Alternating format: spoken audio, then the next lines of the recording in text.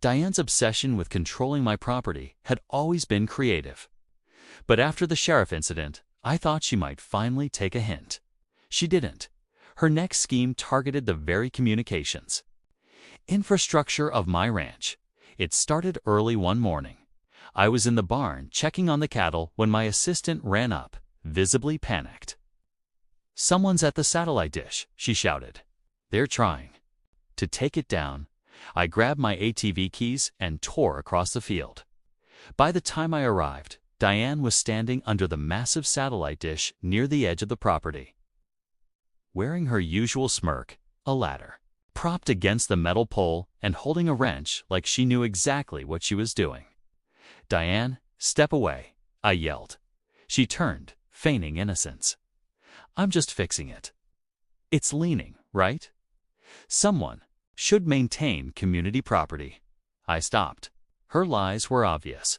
That dish isn't community property. It's private. And it's the only signal for the local police cameras in this area.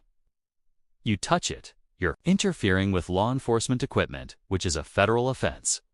Diane laughed nervously. "Come on, it's just a dish. What could happen?" I didn't answer. Instead, I tapped my wrist-mounted remote.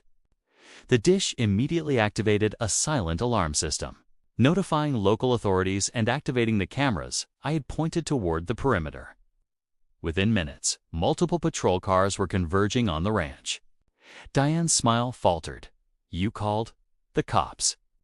Before she could react, my daughter and I, along with the deputies who had arrived, were standing at the base of the dish.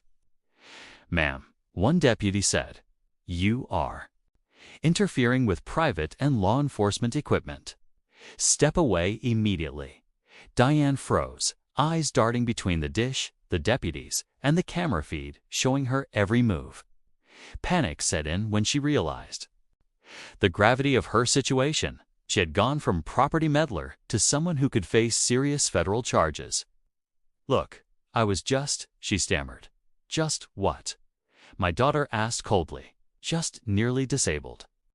The only monitoring system for law enforcement in this sector." Diane's protests fell flat. The deputies handcuffed her on the spot, citing trespassing, interference with law enforcement equipment, and obstruction of federal property. For Glenwood minions, watching from a distance, realized she had crossed yet another line, one that couldn't be ignored. By the afternoon, Diane was being booked for multiple offenses. The local news ran the story. Glenwood member arrested for attempting to take down police satellite dish on private ranch. Her reputation had officially collapsed beyond repair.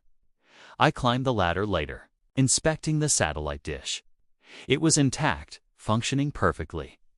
The cameras that monitored the ranch and surrounding area continued transmitting without interruption. Every inch of my property, my home, barns, pastures, and security systems remained secure. I leaned back, sipping iced tea, and thought about Diane. Every scheme she'd attempted had ended in her humiliation, fines, or arrest. And now, she had managed to turn herself into a federal liability. She had tried to sever communications, thinking it would give her leverage. Instead, she had handed me yet another victory, further reinforcing the undeniable truth. My ranch was untouchable, and any attempts to meddle were only going to backfire. The sunset over the satellite dish was peaceful, a reminder that preparation, planning, and law enforcement on your side make all the difference. Diane had learned that lesson the hard way, again. Subscribe to HOA Conflict Story for more.